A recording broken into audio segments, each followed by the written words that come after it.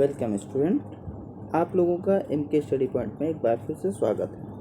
आप लोगों के लिए एक नया वीडियो लेकर आए हैं। जैसे कि आप लोग देख सकते हैं चैनल में भिक्षुक कविता का जो है सारांश ऑलरेडी अपलोडेड है, तो आप वहां भी देख सकते हैं। उसका डिस्क्रिप्शन हम लोग लिंक में भी डाल देंगे, लिंक उसका डिस्क्रिप्शन में डाल देंगे, सो आप लोगों को वहां से भी मिल जाएगा।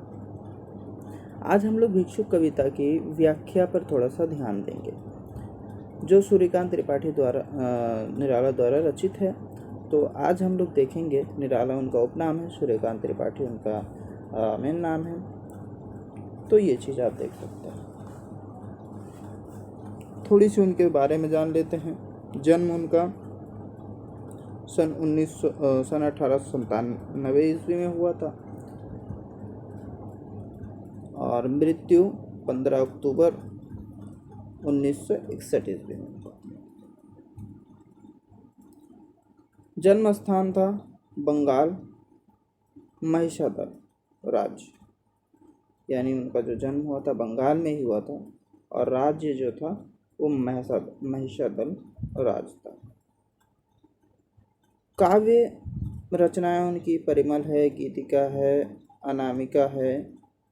तो आप यहाँ पर देख सकते हैं अनामिका, तुलसीदास, कुकुरमुत्ता, है ना, निमा और अपरा, बेला, नए पत्ते, आराधना, अर्चना आदि, ये इनकी रचनाएं हैं।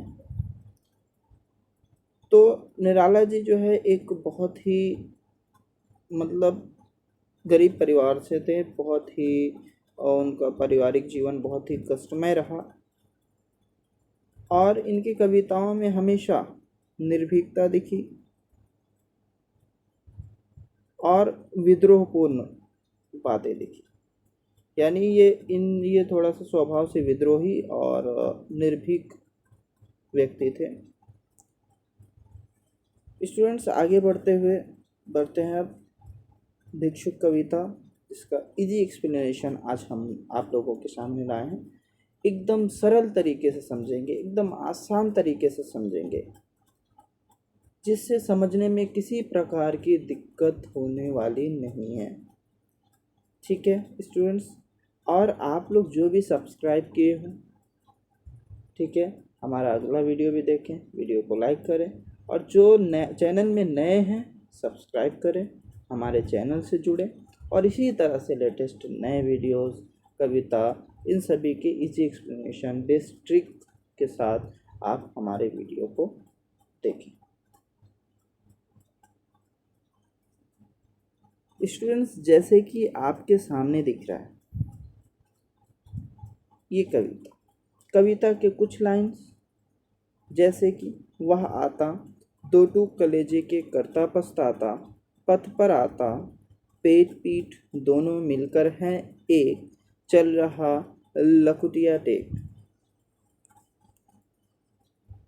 इस कविता में पहले हम देख लेते हैं, कुछ शब्दार्थ देख लेते हैं, कठिन शब्द देख लेते हैं। ठीक है, वह आता, वह से संकेतित है भिक्षुक, भिखारी। भिक्षुक का अर्थ ही होता है भिखारी।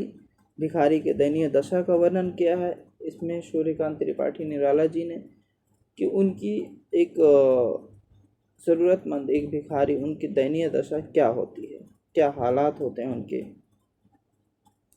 दो टूक कलेजे को करता पछताता, दो, है ना, कलेजा दो टूक करना, यानी होता है दिल को दो टुकड़े करना, यानी दिल को तोड़ देना। ठीक है, उसके बाद करता पछताता, पछताता का अर्थ क्या हुआ, पछतावा करना, आपको पता है। और पथ पर आता, पथ मतलब होता है रास्ता, पथ पर आता, पेट पीठ दोनों मिलकर हैं एक, चल रहा लकुटिया टेक, चल रहा लकुटिया टेक। लकुटिया का अर्थ होता है लाठी, लकुटिया का अर्थ होता है लाठी। ठीक है स्टूडेंट्स, चल, तो यहाँ पर जो है कवि निराला जी कहते हैं, वह आता यानी भिक्षुक अपनी दुर्बलता दीन दशा से हृदय को विदीर्ण करना हुआ, मतलब अपने हृदय को तोड़ देते हैं, अपने दुख के कारण पछताते हैं। रास्ते से आ रहा था यानी वो रास्ते से आता है, वह अपने भाग्य पर रोता पछताता है, बहुत ही परेशान होता है। उसका शरीर भूख के कारण इतना दुबला हो गया था कि उसका पेट और पीठ मिलकर एक हैं, दोनों पेट और पीठ एक जैसे लग रहे हैं मिलकर, और दोनों एक जैसे मिले हुए हैं। मालूम पड़ता है इतनी कमज़ोर इतनी दुर्बलता है कि वो ठीक से चल भी नहीं पाते, और उनको चलने के लिए एक लकुटिया यानी एक लाठी का सहारा लेना पड़ता है।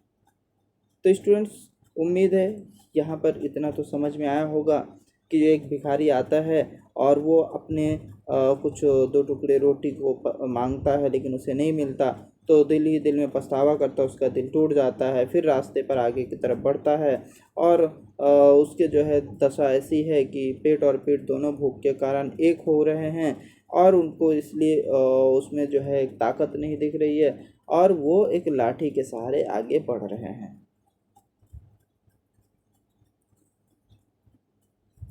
आगे बढ़ते हैं स्टूडेंट्स।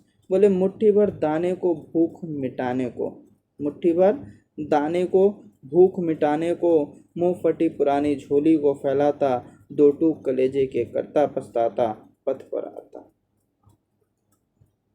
बोले, वो फटी पुरानी जो झोली है उसको फैलाता है, और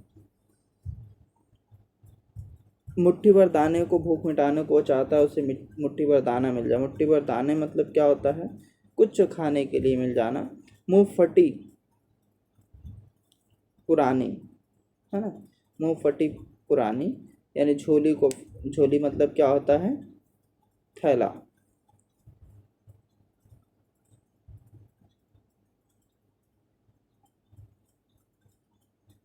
झोली मतलब होता है थैला। मुंह फटी पुरानी यानी मुंह से बोलता था, फटी पुरानी झोली को फैलाता था, दो टूक कलेजे के करता पछताता, पथ पर आता। तो वही चीज़ यहाँ पर स्टूडेंट्स बताया गया था, अपनी जो है मन को वो शांत करता है, भूख मिटाने के लिए लोगों से मुट्ठी भर अनाज की याचना कर रहा था, यानी कोशिश मांग रहा था कि मुझे मुट्ठी भर कुछ खाना दे दो, कुछ अनाज दे दो। वह एक फटी पुरानी कपड़ों से बनी झोली फैलाता था, क्योंकि उसके पास जो है फटी पुरानी जो है झोली थी, उसी को फैलाता था और अपने मुख से जो है याचनाएं करता था और भीख मांग रहा था।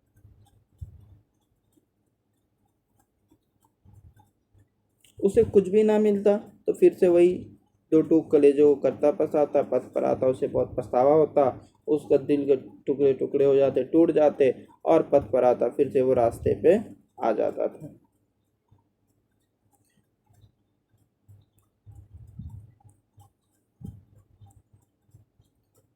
उसके बाद आगे बताया गया, साथ दो बच्चे भी हैं सदा हाथ फैलाए, बाएं से वे मलते हुए पेट को चलते, और दाहिना दया दृष्टि पानी की ओर बढ़ाए।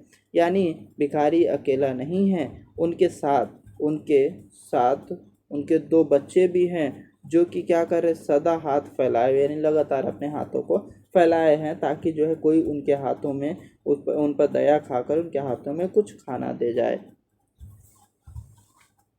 बाएं से वे मलते हुए पेट को चलते, यानी वो जो बच्चे हैं वो बाएं से मतलब बाएं हाथ से वो अपने पेट को मल रहे हैं, क्योंकि वो भूख से इतना परेशान हैं, भूख से इतनी उनको पीड़ा है, इतनी तकलीफ़ है कि जो है वो अपने बाएं हाथ से पेट को मलते हुए चलते हैं, और लोगों के सामने हाथ फैला कर रखते हैं कि लोग हमें कृपा करें हम पर और हमें कुछ दे दें। ठीक है, और मलते हुए चलते हैं, दाहिना दया दृष्टि पानी को ओर बढ़ाए, और दाहिना हाथ जो है वो बढ़ा कर रहते हैं लोगों के सामने कि उनको कोई दया दृष्टि मिल जाए, कोई उन पर जो है तरस खा जाए, कोई उनको कुछ जो है भेंट दे दे, कोई भिक्षा दे दे, ताकि उनका पेट भर जाए।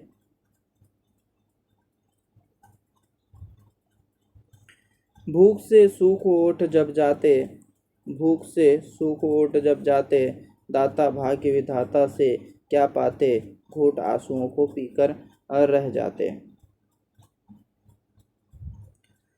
तो यहाँ पर आप स्टूडेंट्स देख सकते हैं कि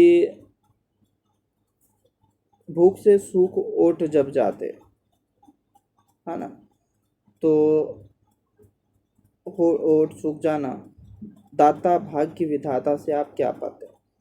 भाग्य विधाता मतलब क्या होता है, भाग्य बनाने वाला। भाग्य विधाता मतलब जो आपकी किस्मत को बनाता हो, जो आपकी किस्मत को लिखता हो। दाता उसको कहते हैं जो दानी होता है, दाता उसको कहते हैं जो दानी होता है, लोग बांटते रहते हैं, अमीर लोग जो होते हैं, ठीक है। और वही यहाँ पर घूंट आंसुओं का पी जाना, मतलब मन महसूस कर रहना, मतलब अपने आप में मन महसूस कर रह जाना, ठीक है, अपने आप में अपने दुख को सह कर रह जाना। तो यहाँ पर वही चीज़ बोला कि जो है भूख से उनकी हालत ख़राब हो जाती थी, भूख से उनके होठ तक सूख जाते थे, ठीक है, भूख से वो बहुत ही व्याकुल और परेशान रहते थे। उन अनाथ बच्चों के भाग्य को बनाने वाले दाता जब उन्हें कुछ नहीं देते, बिना उनकी ओर ताके आगे बढ़ जाते हैं, तब ये भूखे बच्चे जो है मन महसूस कर रह जाते हैं। उनके पास कोई दूसरा उपाय भी नहीं होता है, आखिर वो करे तो क्या करे, उन्हें घूंट आंसुओं को पीकर यानी अपने दुख को सहन करके ही रहना पड़ता है।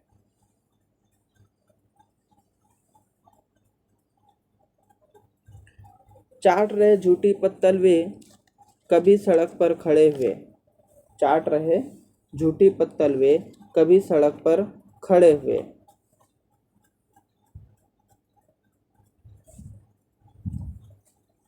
और झपट लेने को उनसे कुत्ते भी हैं अड़े हुए। यानी उनको कुछ खाने को नहीं मिलता तो जो लोग जो है झूठे पत्तल खाकर फेंक देते साइड में, उनमें कुछ लगे रहते हैं, और बहुत से ऐसे चीज़ जो कुछ हम लोग खाते हैं, आधा अधूरा खाते हैं, फेंक देते हैं, तो उनको खाकर वो पेट भरना चाहते हैं, लेकिन फिर भी उन चीज़ों पर तो कुत्तों का हक है, तो उन चीज़ों को भी खाने के लिए उन्हें कुत्तों से लड़ना पड़ता है ना। वही चीज़ यहाँ पर बोला, चाट रहे झूठी पत्तल वे कभी सड़क पर खड़े हुए, कभी वो झूठे पत्तल को चाटते हुए नज़र आते हैं, और कभी नज़र आते हैं कि वो अनाथ, वो भिखारी जो है सड़क पर खड़े हैं, और झपट लेने को उनसे कुत्ते भी अड़े हुए।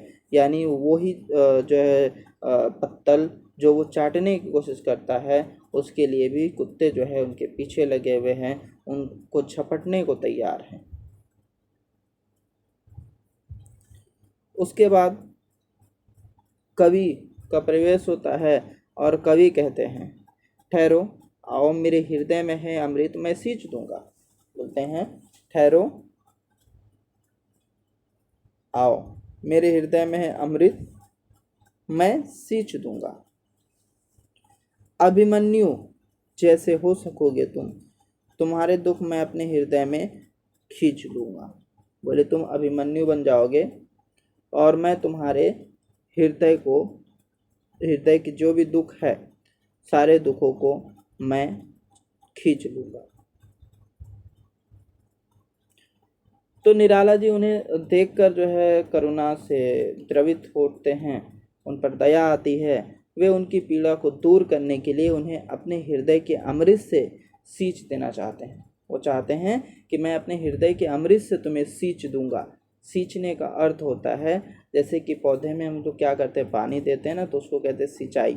तो वैसे यहाँ पर ज़रूरत की चीज़ इसको जो है उसको दे देंगे, यानी सींच देना। तो उसके हृदय में अमृत जो प्यार है, उस प्यार से उसे सींच देंगे। वे भिक्षुकों को, यानी जो उनके भिक्षुक है, जो उनको अभिमन्यु की भांति वीर तथा निर्भर बनाकर अपने अधिकारों के लिए लड़ने की प्रेरणा देते हैं, और कहते हैं कि तुम अभिमन्यु जैसे बन सकोगे।